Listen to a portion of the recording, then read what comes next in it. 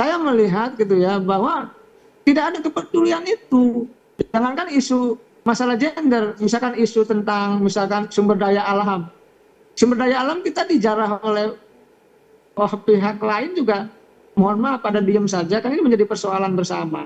Jadi saya melihat yang pragmatis, sangat mementingkan kepentingan kelompok dan golongan itu, sehingga isu-isu seperti isu gender, perubahan iklim dan lain sebagainya itu bukan menjadi prioritas.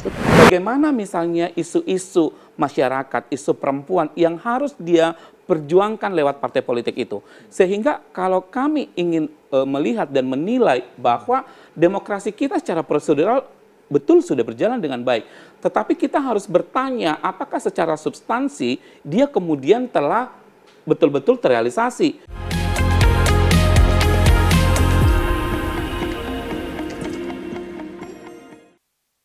Pemirsa, dari seluruh debat Capres dan Cawapres, tidak ada satupun paslon yang menyinggung apalagi membahas secara mendalam isu perempuan. Tidak mungkin menyusun agenda pembangunan bangsa tanpa mengikut sertakan persoalan perempuan. Baik, saya akan kembali ke Pak Ujang. Pak Ujang, Anda tadi mengatakan di segmen sebelumnya bahwa Anda pernah terlibat sebagai salah satu ahli yang masuk ke tim sukses calon presiden atau mungkin juga pernah ikut di DPR ya. Dengan demikian punya pengalaman empirik, Pak.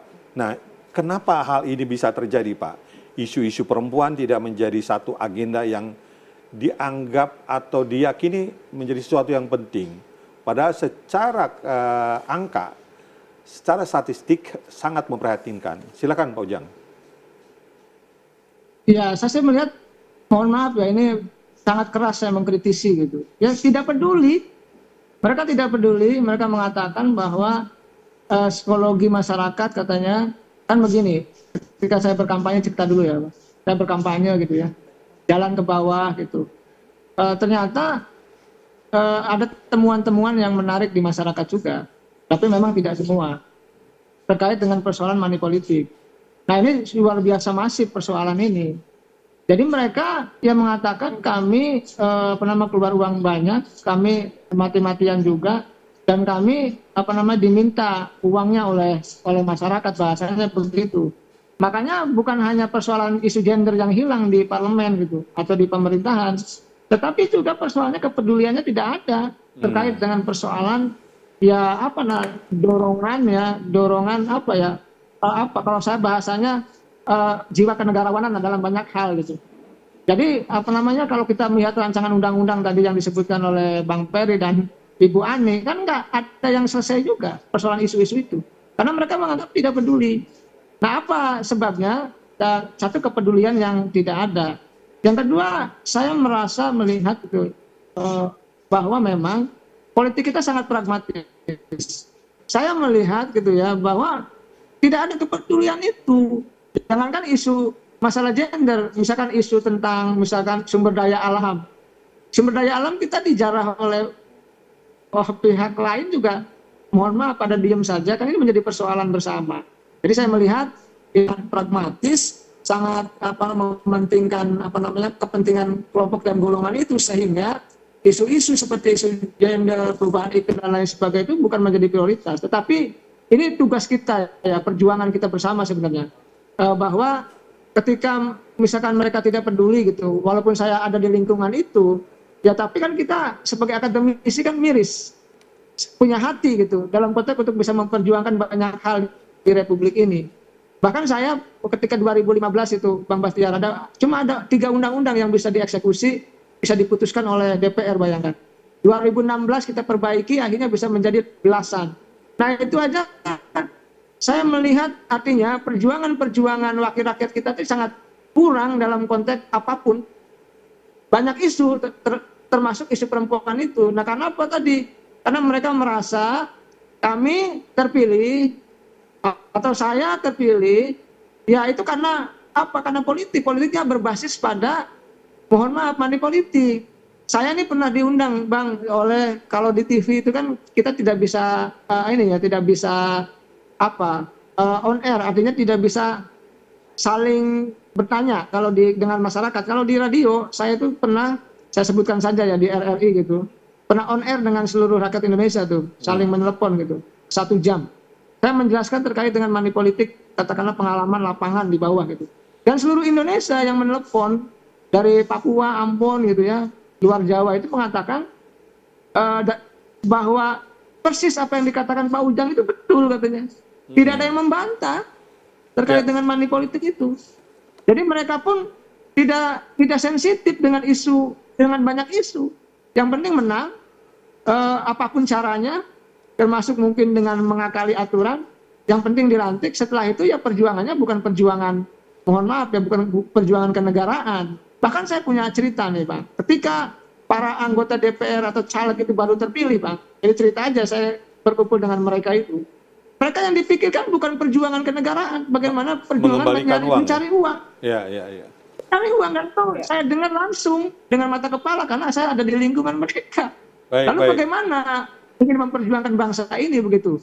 Saya kritik keras terhadap ya senior-senior yang ada di parlemen, begitu Bang. Kita prihatin sekali Pak Ujang apa yang disampaikan dan memang itu adalah sebuah fakta yang diketahui oleh publik dan sebenarnya kita berharap 2024 akan terjadi perubahan. Bu Ani sebagai akademisi, apa komentar Anda terkait dengan pernyataan yang sangat tajam sekali dari Pak Ujang bahwa intinya nggak peduli, intinya mereka setelah terpilih tidak peduli. Pertanyaan saya ke Ibu adalah apakah politisi dan partai politik itu sebetulnya belum terliterasi Pak Bu Ani terhadap atau terkait isu perempuan? Sebetulnya sih tidak ya. Jadi saya melihat adalah intinya adalah logika politik perempuan dengan logika politik partai itu nggak ketemu, bertolak belakang. Kenapa Bu? Logika politik partai itu semua partai pengennya menang, ya kan? Bagaimana caranya menang? Secepat-cepatnya, dengan duit, dengan tokoh populer. Jadi tidak ada kepentingan. Ngapain kita susah-susah harus mendidik, Bu Ani saya potong dulu ya. Menurut Pak Ferry, konstituen itu kan perempuan, bahkan bisa jadi lebih banyak perempuan ketimbang laki-laki, dan urusan pilpres yang aware terhadap kegiatan-kegiatan kampanye bahkan perempuan. Nah, kenapa ini tidak dilihat sebagai satu peluang juga oleh partai politik, Bu? Kenapa tidak inline ya antara narasi? Partai politik nggak mau susah, Mas Bahtiar. Nggak mau susah, mengedukasi publik itu kan pekerjaan panjang. Pekerjaan panjang, melelahkan, membangun basis, caring, mengedukasi, visi misi, program, agenda. Pokoknya buat partai politik, bagaimana caranya setiap menjelang pemilu itu meraih suara. Menang. Ya, menang. Raih suara dengan apa? Yang paling gampang itu ya sudah kasih duit dengan sajikan saja tokoh populer yang muncul di media, muncul di baliho, kasih sembako. Gitu ya. Mereka milih si jadi para pemilih nggak diedukasi. Padahal ketika kita punya gagasan tentang politik perempuan, itu perempuan kan hadir di politik itu kan tujuannya itu adalah untuk memperjuangkan supaya kepentingannya mereka itu bisa dipenuhi, bisa terrepresentasikan, bisa dijadikan kebijakan. Tetapi ini bertabrakan yang saya bilang, kepentingan bagaimana logika politik perempuan dengan logikanya partai. Nah, dengan logika politik perempuan ini diperlukan cara yang panjang gitu ya, cara yang panjang. Kalau kamu mau hadir di parlemen, kamu harus tahu isumu apa, kamu berangkat dengan isu apa di situ, kamu punya basis berapa, masamu di mana, gimana caranya supaya apa yang diinginkan oleh konstituen itu bisa kamu jawab ketika kamu menjadi wakil mereka. Yang terjadi hari ini kan hubungan antara konstituen dengan wakil rakyatnya kan terputus. Gitu loh. Hanya hadir pada saat pemilu ya, penggalangan suara aja Bu Ani ya. Selesai, mereka menganggap sudah selesai, sudah lunas. Itu yang terjadi. Jadi pendidikan politik itu nggak berjalan sebetulnya. Ini kan bukan hanya siklus 5 tahunan, itu siklus yang berkesinambungan tiap hari itu pendidikan itu, kaderisasi dan baik Bu Ani, terima kasih. Pak Ferry, Anda sepakat dengan apa yang disampaikan Bu Ani bahwa tidak ada pendidikan politik yang dilakukan sehingga kepentingan atau isu perempuan, termasuk kehadiran perempuan itu lebih untuk kepentingan pemenangan pemilu. Ya, jadi salah satu sebenarnya tugas partai politik itu kan mereka melakukan pendidikan politik terhadap masyarakat gitu. Tapi kalau kita melihat partai politik itu mulai menggeliat ketika dimulai proses tahapan pemilu pendaftaran partai politik. Di situ kemudian mereka akan bekerja mencari kader-kader yang bisa didudukkan sebagai pengurus mulai dari tingkat desa sampai ke atas gitu. Sehingga kemudian yang terjadi adalah proses instan yang itu kemudian luput mereka memperhatikan bagaimana misalnya isu-isu masyarakat, isu perempuan yang harus dia perjuangkan lewat partai politik itu. Sehingga kalau kami ingin melihat dan menilai bahwa demokrasi kita secara prosedural betul sudah berjalan dengan baik. Tetapi kita harus bertanya apakah secara substansi dia kemudian telah betul-betul terrealisasi. Misalnya isu kesejahteraan rakyat, isu perempuan, kelompok-kelompok marginal lainnya sudah terakomodir dalam perjuangan partai politik, termasuk calon presiden dan wakil presiden ini. Itu yang saya pikir menjadi luput.